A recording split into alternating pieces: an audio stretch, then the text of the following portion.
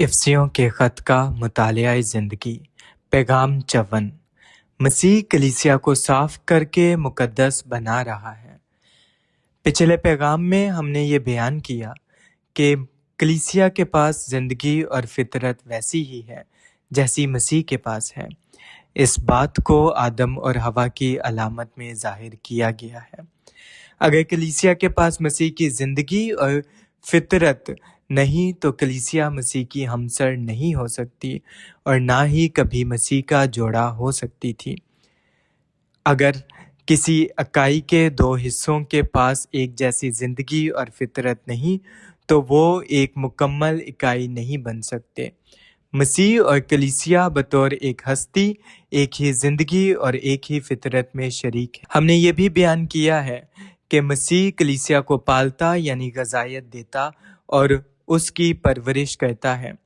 وہ کلیسیا کو فراہمی دیتا ہے اور اس کی دیکھ بھال کرتا ہے تاکہ کلیسیا بڑھ سکے۔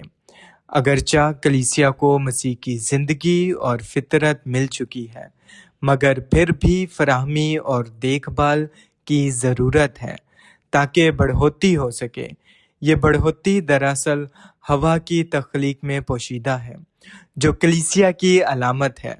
خدا نے آدم کو ایک کامل انسان کے طور پر پیدا کیا، اس لیے آدم کو بڑھوتی کی ضرورت نہیں تھی، لیکن ہوا آدم کی پسلی میں سے بنائی گئی، پس اس کی تخلیق میں بڑھوتی کا مفہوم پوشیدہ ہے۔ پہلے ہوا کو آدم کی زندگی اور فطرت ملی، پھر وہ عورت تخلیق ہونے کی وجہ سے بڑھتے بڑھتے عورت بن گئی۔ افسیوں کے 5ویں باب میں پالتا یعنی غذائیت دیتا اور پرورش کرتا کا حوالہ ظاہر کرتا ہے کہ بڑھوتی کی ضرورت ہے۔ پالنا یعنی غذائیت دینا اور پرورش کرنے کا تعلق زندگی کی منتقلی کے ابتدائی مرحلہ سے نہیں، اس کا تعلق اس زندگی کے لیے فراہمی دینے اور دیکھ بھال کرنے سے ہے جو پہلے ہی وجود میں آ چکی ہے تاکہ وہ اپنے پورے اندازہ اور پیمانہ تک پہنچے۔ انگور کے درخت کو ایک تمثیل کے طور پر زیر غور لائیں۔ انگور کا درخت پہلے زمین اور پانی سے غذائیت حاصل کرتا ہے۔ یہ غذائی عنصر انگور کے درخت میں جذب ہو کر اسے زندگی کی فراہمی دیتا ہے تاکہ انگور کے درخت کی اندرونی ضرورت پوری ہو۔ جب انگور کے درخت کو غذائیت ملتی ہے تو ساتھ ہی ماحول سے اس کی پرورش بھی ہوتی ہے، خاص طور پر تازہ ہوا اور دھوپ سے۔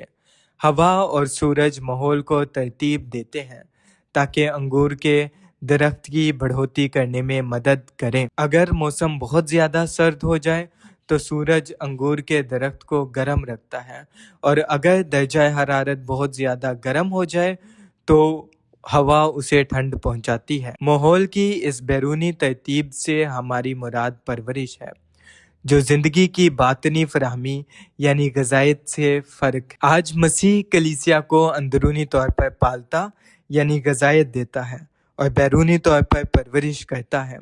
وہ ہمیں زندگی کی فراہمی دیتا اور ماحول کو ترتیب دیتا ہے تاکہ ہم مناسب طور پر بڑھ سکیں۔ اس پیغام میں ہم مسیح اور کلیسیا کے بارے میں تیسرے پہلو پر غور کریں گے، یعنی صاف کر کے مقدس بنانے کے پہلو پر۔ مسیح کلیسیا کو صاف کر کے مقدس بناتا ہے۔ مسیح نے اپنے آپ کو کلیسیا کے واسطے موت کے حوالہ اس مقصد سے کیا کہ اسے مقدس بنائے، یعنی نہ صرف یہ کہ اسے عام چیزوں سے الگ کر کے اپنے لیے مخصوص کرے، بلکہ یہ بھی کہ اسے اپنی ذات سے معمور کر دے تاکہ وہ اس کی ہمسر بن جائے۔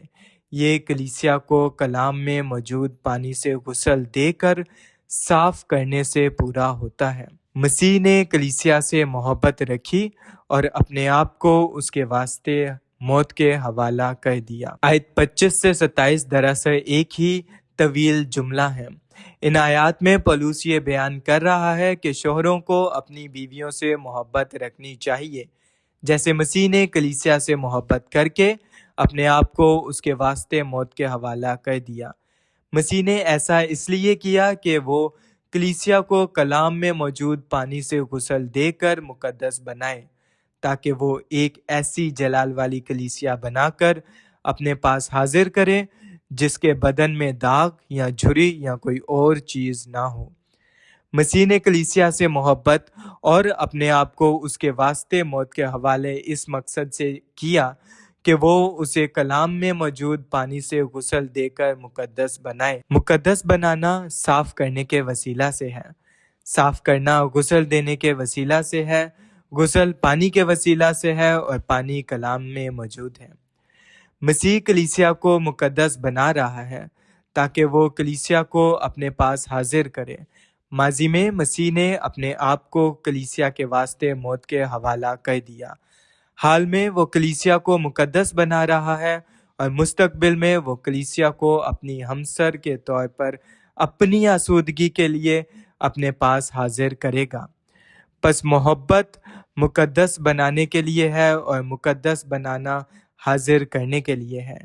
ان 3 آیات کا پہلا نقطہ یہ ہے کہ مسیح نے کلیسیا سے محبت رکھی اور اپنے آپ کو اس کے واسطے موت کے حوالہ کر دیا۔ دوسرا نقطہ آیت 26 میں مقدس بنانا ہے اور تیسرا نقطہ آیت 27 میں حاضر کرنا ہے۔ پہلا نقطہ دوسرے کے لیے ہے اور دوسرا تیسرے کے لیے۔ مسیح نے مخلصی کے لیے اور زندگی دینے کے لیے کلیسیا سے محبت رکھی اور اپنے آپ کو اس کے واسطے موت کے حوالہ کر دیا۔ یوحنا 19:34 کے مطابق خداوند کی چھدی ہوئی پسلی سے خون اور پانی بہہ نکلا۔ خون مخلصی کے لیے تھا اور پانی زندگی دینے کے لیے تھا تاکہ کلیسیا وجود میں آئے۔ افسیوں 5:25 میں ہم دیکھتے ہیں کہ مسیح کے کلیسیا سے محبت رکھنے اور اپنے آپ کو اس کے واسطے موت کے حوالہ کرنے کے وسیلہ سے کلیسیا وجود میں آئی۔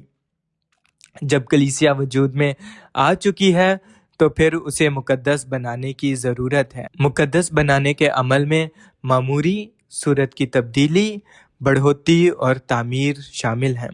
اگرچہ مقدس بنانے میں علیحدگی شامل ہے مگر اس کا بنیادی پہلو معموری ہے۔ کلیسیا کو مسیح جو کچھ ہے اس کی ذات کل سے معمور ہونے کی ضرورت ہے۔ معموری کے ساتھ صورت کی تبدیلی، بڑھوتی اور تعمیر بھی شامل ہیں۔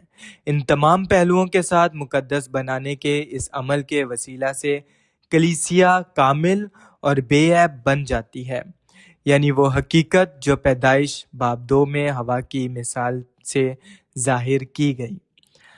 ہوا جس کو آدم کی پسلی سے بنا کر آدم کے لیے تیار کیا گیا، اسے آدم کے پاس حاضر کیا گیا تھا، یعنی اس سرچشمہ کے پاس جس سے وہ نکلی تھی۔ اسی طرح کلیسیا کو بھی مسیح کے پاس حاضر کیا جائے گا جو اس کا سرچشمہ ہے۔ یہ حاضر کرنا خدا نہیں بلکہ مسیح بذات خود انجام دے گا۔ آیت 27 کہتی ہے کہ مسیح کلیسیا کو جلال والی بنا کر اپنے پاس حاضر کرے گا، چنانچہ وہی حاضر کرنے والا بھی ہوگا اور قبول کرنے والا بھی۔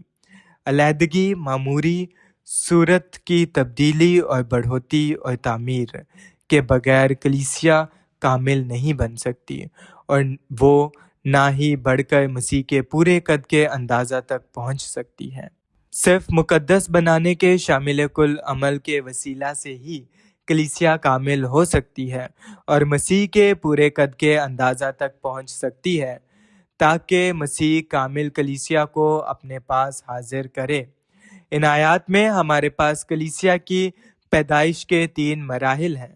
پہلا، کلیسیا کا وجود میں آنا، دوسرا کلیسیا کو مقدس بنانا اور یوں کلیسیا کا کامل اور مکمل ہونا، تیسرا کلیسیا کا مسیح کے پاس جلال والی بن کر حاضر ہونا جس کے بدن میں داغ یا جھری یا کوئی اور ایسی چیز نہیں ہے، اس کو مسیح کے پاس پاک اور بے عیب حاضر کیا جاتا ہے۔ ہم فی الحال کلیسیا کی پیدائش کے دوسرے مرحلہ میں ہیں، یعنی مقدس بنائے جانے کے مرحلہ میں۔ جب یہ مرحلہ مکمل ہو جائے گا تو ہم مسیح کے پاس ایک جلال والی کلیسیا بن کر حاضر کیے جائیں گے۔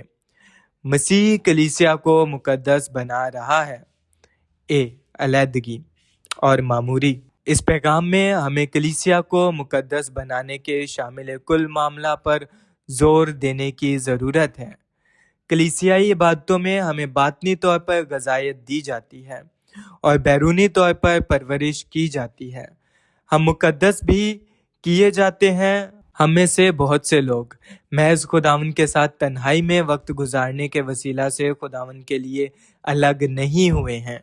اس کے برعکس ہم میں سے زیادہ تر لوگ اس مدد کے وسیلہ سے خدا کے لیے دنیا سے علیحدہ ہوئے ہیں جو ہمیں کلیسیائی عبادتوں میں ملی ہے۔ ہمیں غذائیت اور پرورش کی ضرورت ہے تاکہ دنیا سے علیحدہ ہو جائیں۔ جب ہم علیحدہ ہوتے ہیں تو معمور بھی ہوتے ہیں۔ یہ غذائیت ہی ہے جو معموری کو لاتی ہے۔ مزید یہ کہ جتنا زیادہ ہم عبادتوں کے ماحول میں پرورش پاتے ہیں اتنا ہی زیادہ ہم دنیاوی چیزوں کو ترک کرنے کے لیے تیار ہوتے ہیں۔ پرورش کے باعث ہم میں ان چیزوں کا ذائقہ ختم ہو جاتا ہے، کیونکہ ہمیں یہ شعور ملتا ہے کہ ان چیزوں کے سبب سے ہم خداوند کے لیے ٹھنڈے پڑ جاتے ہیں۔ پرورش مسیح سے معمور ہونے کے لیے بھی ہماری مدد کرتی ہے۔ یہ معموری خود بخود صورت میں تبدیلی کا سبب بنتی ہے۔ شاید آپ کو پتہ ہی نہیں ہوتا کہ آپ کی صورت کتنی بدل گئی ہے، مگر دوسرے اس سے بخوبی واقف ہوتے ہیں۔ وہ آپ کی زندگی اور آپ کے جینے میں تبدیلی دیکھ سکتے ہیں۔ صورت تعلیم، اصلاح یا تنبیہ کے ذریعہ تبدیل نہیں ہوتی، بلکہ غذائیت اور پرورش کے وسیلہ سے بدلتی ہے۔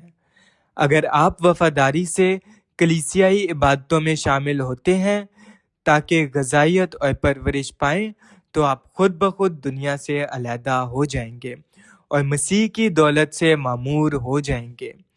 پھر آپ میں بڑھوتی، صورت کی تبدیلی اور تعمیر ظاہر ہوگی۔ یہی وہ طریقہ ہے جس سے مسیح کے لیے دلہن تیار کی جائے گی۔ آخرکار دلہن کامل، بے عیب اور مسیح کے پورے قد کے اندازہ تک بڑھ چکی ہوگی۔ پھر خداوند یسوع آئے گا اور اس تیار دلہن کو اپنے پاس حاضر کرے گا۔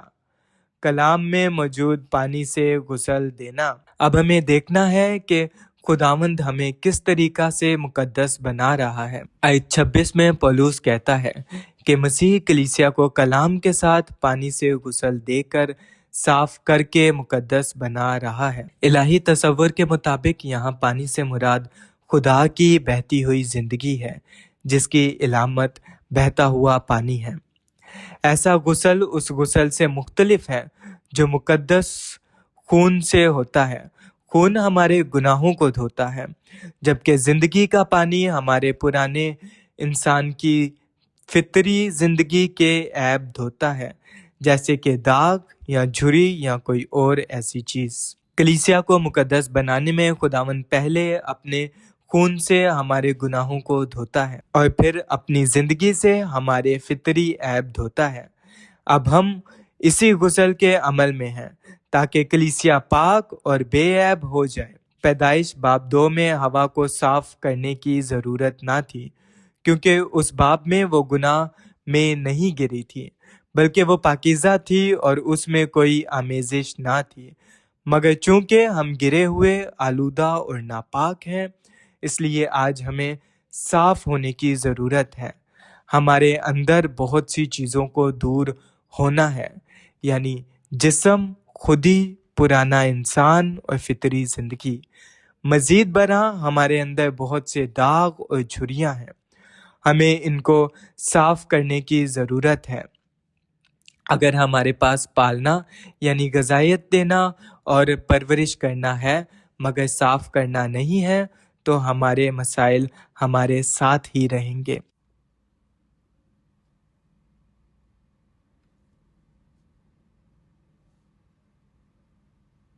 خداوند کے پالنے یعنی غذائیت دینے اور پرورش کرنے کا نتیجہ ہمیشہ اس کے صاف کرنے کی صورت میں نکلتا ہے۔ روحانی طور پر اندرونی تبدیلی کے اس عمل میں جو صاف کیے جانے کے سبب سے وقوع پذیر ہوتا ہے، ہمارے اندر کے جراثیم ہلاک ہو جاتے ہیں اور منفی چیزیں خارج ہو جاتی ہیں۔ پالنے یعنی غذائیت دینے اور پرورش کے ساتھ صاف ہونے کے وسیلہ سے ہم صحت مند اور مضبوط بن جاتے ہیں۔ کلیسیائی عبادتوں میں یہ صفائی ہمارے اندر لاشعوری طور پر انجام پاتی ہے۔ جتنا زیادہ ہم کلیسیائی عبادتوں میں پالے یعنی غذائیت پاتے اور پرورش پاتے ہیں، اتنا ہی زیادہ ہم اندرونی طور پر صاف ہوتے جاتے ہیں۔ جو پالنا یعنی غذائیت دینا ہم حاصل کرتے ہیں، اسی سے صاف کرنا ممکن ہوتا ہے۔ اگر غذائیت رک جائے گی تو صفائی بھی رک جائے گی، لیکن اگر ہم مسلسل اپنے اندر روحانی فراہمی حاصل کرتے ہیں تو ہم اپنے باطن میں جو عناصر جذب کرتے ہیں وہ ہمیں اندر سے صاف کریں گے اور پرانی مردہ اور ناپاک چیزوں کو خارج کر دیں گے۔ کلیسیائی زندگی میں یہ باطنی عمل روز بروز جاری ہے۔ یہ صاف کرنا ہی دراصل مقدس بنانا ہے۔ زندگی کا پانی جو غسل دے کر صاف کرتا ہے، دراصل وہ کلام میں ہے۔ اس سے ظاہر ہوتا ہے کہ کلام میں زندگی کا پانی ہے، جو اس حوض کی صورت میں ظاہر کیا گیا جو مذبح اور خیمہ اجتماع کے بیچ میں تھا۔ یونانی زبان میں آیت 26 میں جو لفظ غسل کے طور پر ترجمہ ہوا، اس کا مطلب ہے حوض۔ یہی لفظ ہفتادی ترجمہ میں عبرانی لفظ حوض کے ترجمہ کے لیے استعمال ہوا ہے۔ پرانے عہد نامہ میں کاہن زمینی ناپاکیوں سے اپنے آپ کو حوض میں دھویا کرتے تھے۔ اب پانی کا یہ غسل ہمیں ناپاکی سے صاف کرتا ہے۔ پس ہم کلام میں موجود پانی کے حوض کے ذریعے صاف کیے جاتے ہیں۔ نہایت حقیقی معنوں میں خدا کا کلام ہی حوض ہے۔ پرانے عہد نامہ کے مطابق خیمہ اجتماع میں جو کاہن خدا کی خدمت کیا کرتے تھے، انہیں مذبح پر خون کے ذریعے اپنے گناہوں سے نپٹنا ہوتا تھا اور اپنی ناپاکی کے ساتھ حوض میں دھونے کے ذریعے نپٹنا ہوتا تھا۔ مجھے یقین ہے کہ پولس کا مفہوم یہاں یہی ہے کہ کلیسیا کلام میں موجود پانی کے حوض کے ذریعے صاف کی جاتی ہے۔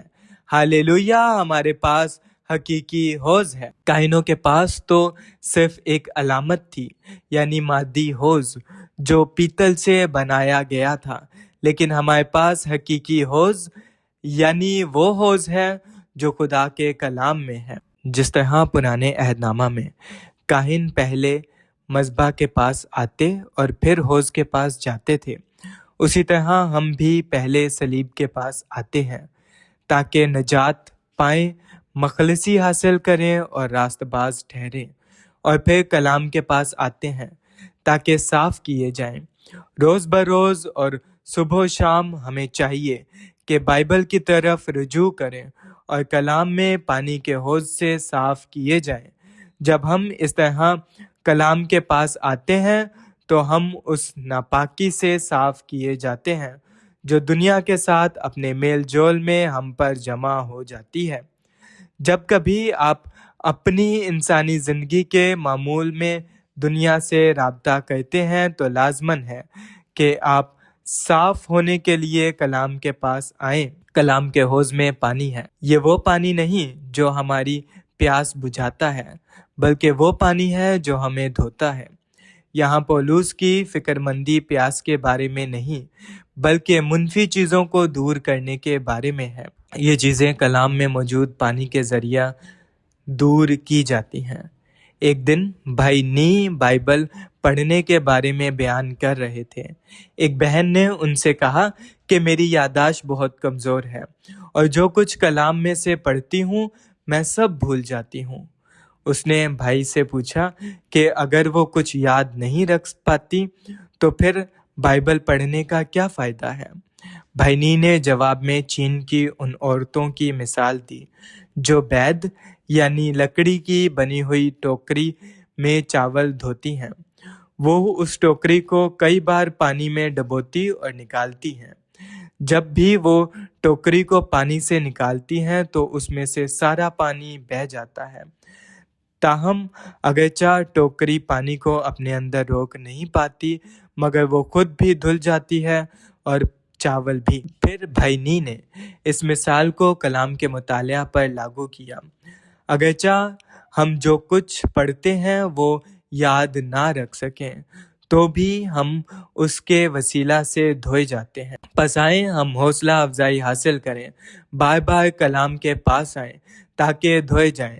آئیے اپنی ٹوکری کلام کے پانی میں رکھیں، اگرچہ پانی اس ٹوکری سے بہہ جائے گا لیکن ہم ضرور صاف ہو جائیں گے۔ داغ اور جھریوں سے نپٹنا۔ آیت 26 میں جو غسل بیان کیا گیا ہے وہ خاص طور پر گناہوں سے نپٹنے کے لیے نہیں بلکہ داغوں اور جھریوں سے نپٹنے کے لیے ہے۔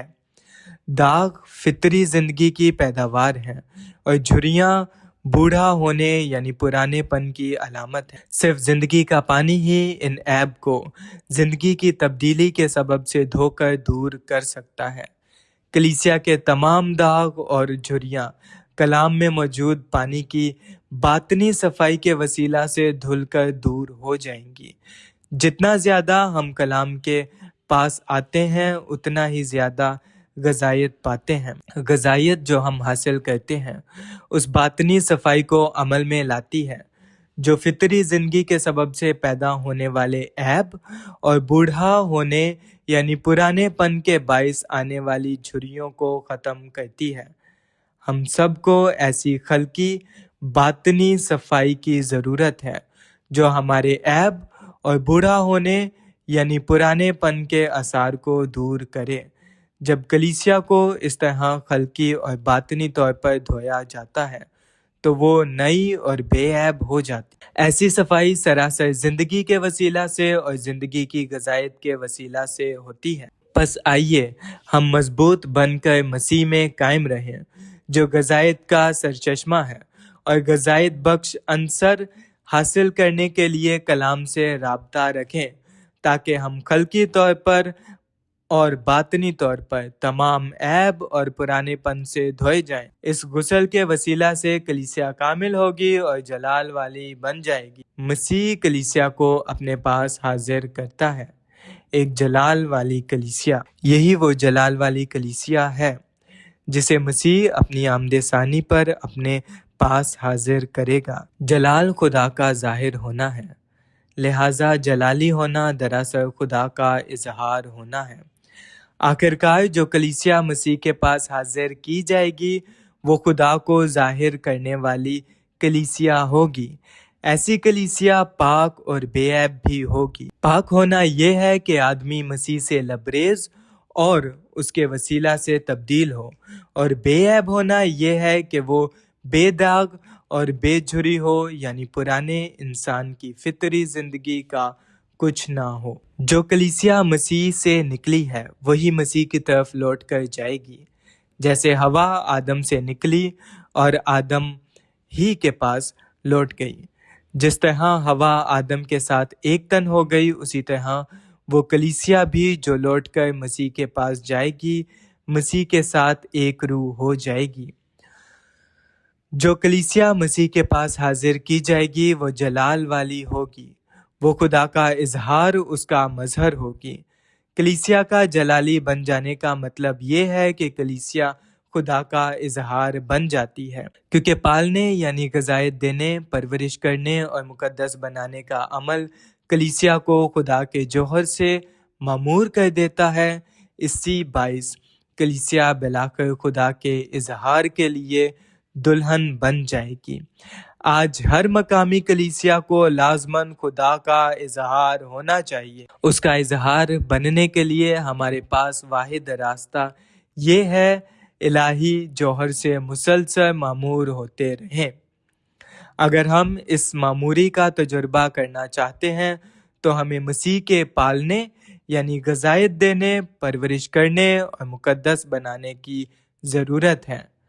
پاک اور بے عیب۔ ہم نے بیان کیا ہے کہ جلال والی کلیسیا یعنی وہ کلیسیا جو خدا کو ظاہر کرتی ہے پاک اور بے عیب ہوگی۔ پاک ہونے کا مطلب یہ ہے کہ آدمی عام چیزوں سے جدا ہو کر خداوند کے لیے مخصوص ہو جائے اور پھر الہی فطرت یعنی جو کچھ خدا ہے اس سے معمور اور لبریز ہو جائے۔ جو کلیسیا اس طرح پاک ہو گئی ہے وہ بے عیب بھی ہوگی۔